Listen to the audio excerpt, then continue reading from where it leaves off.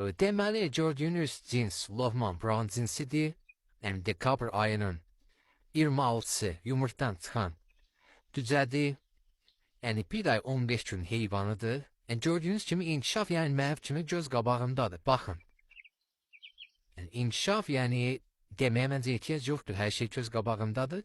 Burada əsas məqsəd videoda qeyd edeyim ki, yəni düzgün yemi, yəni verilən yemin proteinin yüksək olması saxlanılan yəni şəraitdən asılıdır, yemindən asılıdır və vitamin və vaksinlərin düzgün və vaxtında yerinə yetirmək lazımdır. Bir Lohman Brown'dur və digər Lohman Brown da buradadır. Eyni gündə çıxım olublar.